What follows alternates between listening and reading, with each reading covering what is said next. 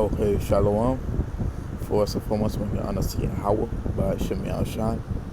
That runs to the Apostle Elder Smith Millstone. He starts his leg of Israel, low wind upon that number. Now, to top of today, I'm basically just breaking down the book of Jeremiah 17. So, Jeremiah 17, the sin of Judah is written with a pen of iron and the point of a diamond. It is graven upon the table of their heart and upon the horns of your altar. Whilst their children will remember their altars and their groves by the green trees upon high hill. O my mountain in the field, I will give thy substance and all thy treasures to the spoil, and thy high places for sin throughout all thy borders. And thou, even thyself, shall discontinue from thine heritage that I gave thee. And I will cause thee to serve thine enemies in the land which thou knowest not. For ye have kindled a fire in my anger, which shall burn forever. So this tells you that because we rebuke the Lord, we went against His laws, such commandments. He put all these curses on us. For example, we discontinue from our heritage. I mean, we forgot who we was. We serve our enemies, which we are doing currently in a land which we know is not, and that's prophecy. Because we never really knew America as we never really knew America as a nation. We never been to America, so we didn't know about this land. Man, thus said Yahweh, cursed be the man that trusteth in man and maketh flesh his arm, and whose heart depart from the Lord. It just tells you that you're not supposed to be trusting in no man to save you, to give you your salvation. This is what Jay doing right now. They trusting in Esau because they believe in anything Esau say, and they believe anything Esau say, and that's gonna be their own downfall.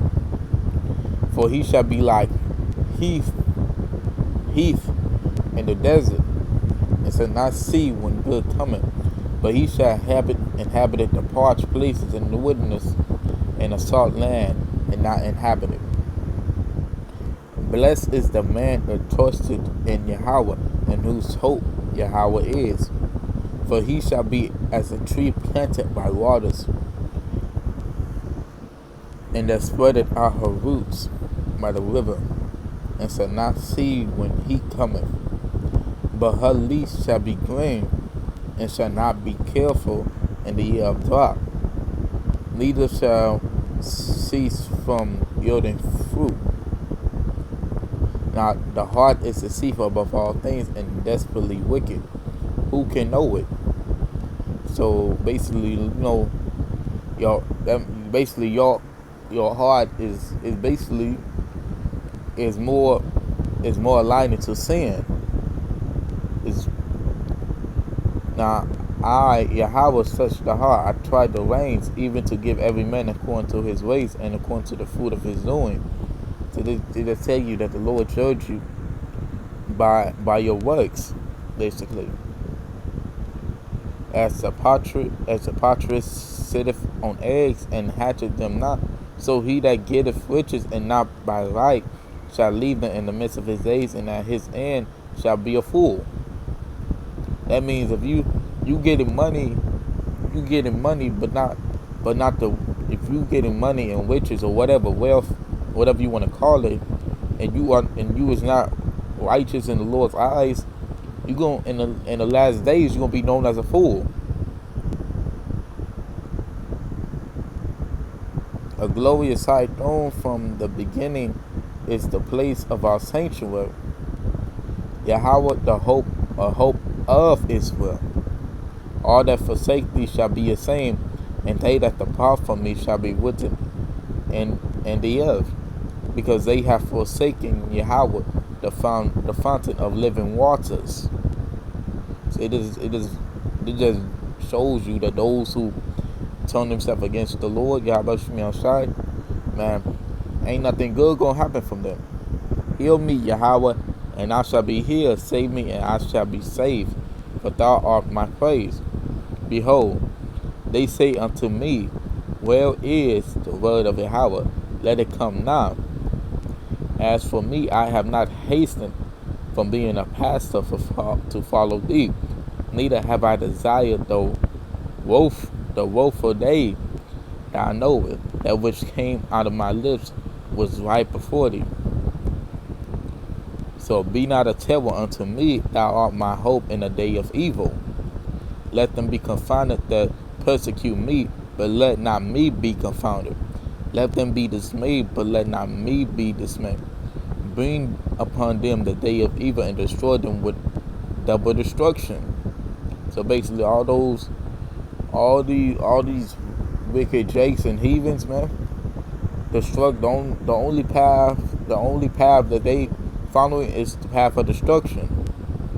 Thus saith Yahweh unto me, go and stand in the gate of the children of the people, whereby the kings of Judah come in, and by which they go out, and all in the gates of Jerusalem. And say unto them, hear ye the word of Yahweh, ye kings of Judah, and all the inhabitants of Jerusalem, that enter in by these gates. Thus say Yahweh, take heed to yourself, and bear no burden on the Sabbath day, no bring it in by the gates of Jerusalem. Not to carry a burden out of your horses on the Sabbath day, of your houses on the Sabbath, neither do any work, but hallow ye be the Sabbath day, as I command your fathers. Okay, so this basically said you to keep the Sabbath day, but they obey it not, neither incline their ear, but made their necks stiff, that they might not hear, receive instruction. This is going back to, thou being a stiff-necked people. And it shall come to pass, if ye diligently hearken unto me, said Yahweh, to bring in no burden through the gates of the city on the Sabbath day, but hallow the Sabbath day to do no work therein. Then shall they enter into the gates of the city's kings and priests sitting upon the throne of David, riding in chariots and on horses, they and their princes, the men of Judah and the inhabitants of Jerusalem, and this city shall remain forever. And they shall come from the cities of Judah, and from the places about Jerusalem, and from the land of Benjamin, and from the plain, and from the mountains, and from the south, bringing burnt offerings, and sacrifice, and meat offerings, and incense, and bringing sacrifices of praise unto the house of Yahweh. But if ye will not hearken unto me to hallow the Sabbath day, and not bear the burden, even entering in at the gates of Jerusalem on the Sabbath day, then will I kindle a fire in the gates thereof, and it shall devour the palaces of Jerusalem, it shall not be quenched. It just tells you that if you don't listen to the Lord, it's like it just tell you that during this time, if you didn't listen to the Lord, He was specifically to keep the Sabbath day. He was gonna burn the palaces of Jerusalem, and it shall not be quenched. So it means it's gonna be burning for a long time. So this shows you how important it is to keep the laws of the Lord. And that's what we need to be doing right now, keeping the laws of the Lord. But anyway, Shalom, I hope this lesson was very edifying, and the Baal Kabal.